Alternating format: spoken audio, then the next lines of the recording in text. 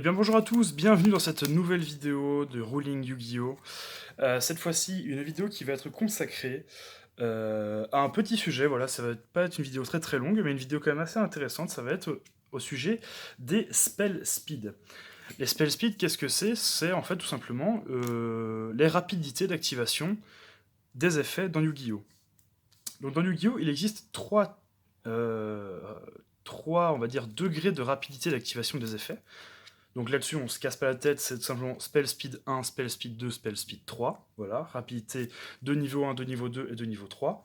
Et donc en fait, tous les effets qui existent dans Yu-Gi-Oh! Sont tout simplement rangés dans ces trois catégories en fonction de leur rapidité d'activation. C'est donc le sujet de cette vidéo d'aujourd'hui et je vais donc vous expliquer en détail les trois vitesses d'activation.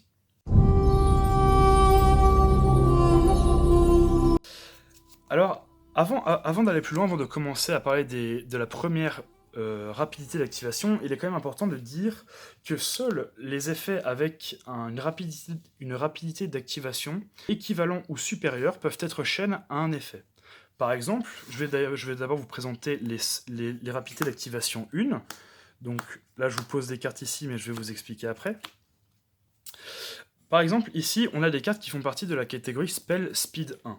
Dans la catégorie Spell Speed 1, on retrouve tout ce qui est effets inhérents, donc les effets qui s'activent à l'invocation d'un monstre, les effets trigger, comme par exemple les effets flip, mais aussi les effets qui s'activent à la destruction, donc comme Sangan ou Tomate Mystique, les cartes magie normales, comme ici j'ai mis Cyber Heavy System, les cartes magie de terrain, et aussi, bon là j'en avais pas sous la main, mais les cartes magie d'équipement. Voilà, alors tout simplement, ces effets-là, pourquoi est-ce qu'ils ne peuvent être que démarrateurs de chaîne? C'est tout simplement parce qu'ils sont à la plus basse rapidité d'activation d'effets.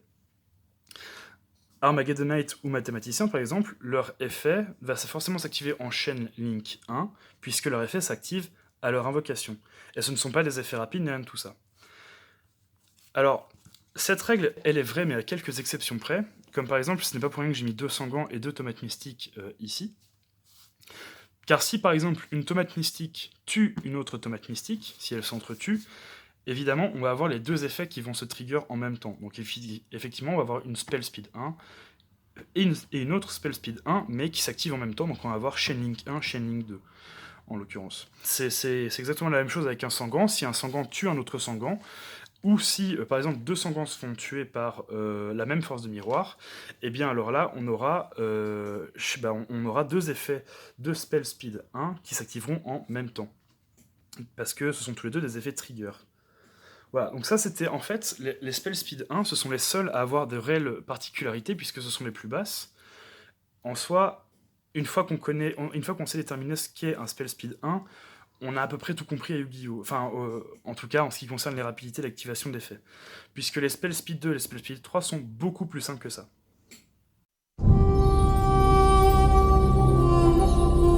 Alors, en ce qui concerne les Spell Speed 2, ici, on va retrouver un peu moins de catégories de cartes. On va simplement retrouver les magies rapides, donc par exemple ici, Typhon d'Espace Mystique, les pièges normales, donc par exemple, comme j'en parlais avant, Force de Miroir, les pièges continus, bon, paix à leurs âmes, mais je tenais quand même à les mettre dans la vidéo, Fogblade, et les effets rapides. Donc ici, comme Silky Tooth, donc là on peut voir, c'est bien marqué, le focus va Quick Effect, ou encore, pareil, focus, paf, voilà, ou Doom King, ou Borolo de Borel Sword. Ils ont tous les deux des effets rapides. Alors, Quick Spell Speed 2, comme j'ai dit précédemment, en fait, ça veut simplement dire que ces cartes-là peuvent du coup, les effets de ces cartes-là peuvent simplement être chaînes sur des effets de Spell Speed 1 et sur des effets de Spell Speed 2.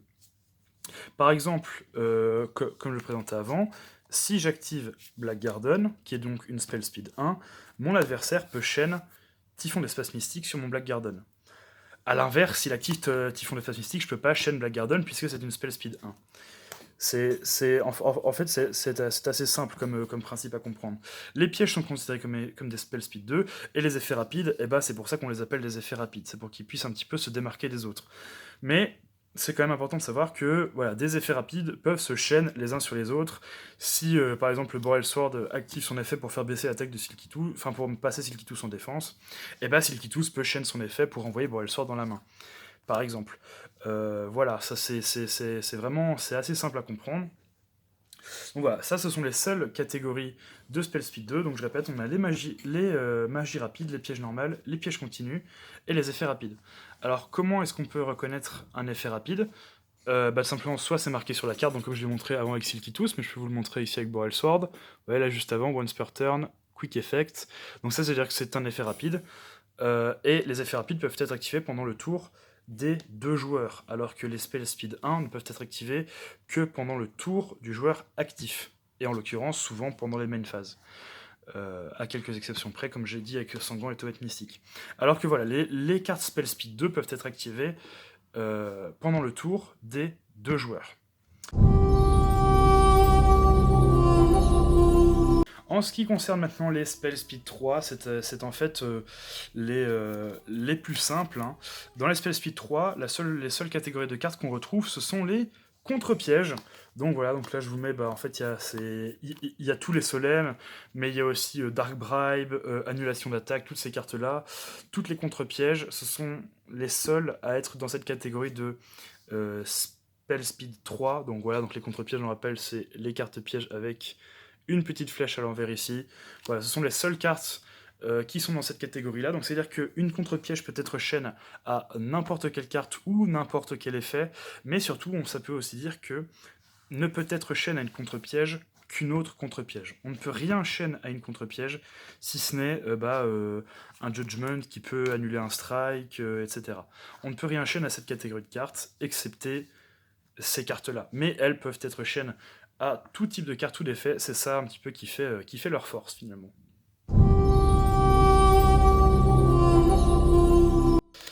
Alors, pour cette dernière partie, j'ai hésité à en parler, à la base je ne voulais pas trop, mais c'est plus pour faire plaisir à un ami qu'autre chose.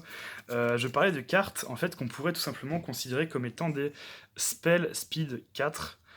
Bon, ce ne sont pas vraiment des Spell Speed 4, mais on peut les juger en tant que tels. Ce sont par exemple des cartes comme Super Polymérisation ou des effets comme celui, comme j'ai parlé plus tôt, de Borreload ou de Boreal Sword.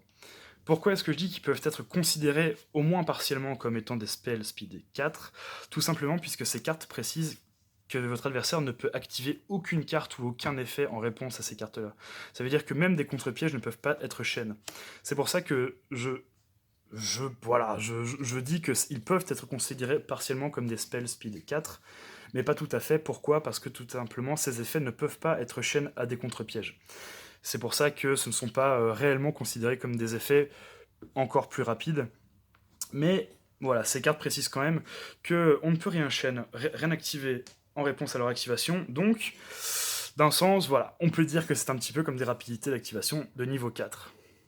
Voilà, j'espère que cette vidéo vous a plu. Si c'est le cas, n'hésitez pas à mettre un petit pouce en l'air et me dire ce que vous en avez pensé aux commentaires. J'espère vraiment que j'ai été le plus clair possible. C'est pas un sujet très compliqué en soi, mais je trouve que c'est quand même important de revenir dessus, puisque mine de rien, c'est un sujet qui est peu connu des gens. Trop souvent, j'ai vu en tournoi des gens qui essaient de chaîner des cartes aux activations des contre-pièges. C'est pas possible, c'est juste impossible. On peut pas une permanence, une piège qui est dans une contre-piège en l'activant en chaîne. C'est pas possible. Donc voilà, sachez que c'est comme ça que ça se passe dans Yu-Gi-Oh! J'espère vraiment que j'ai été le plus clair possible. Sur ce, moi je vous dis à la prochaine pour une nouvelle vidéo de Rolling. Ciao ciao!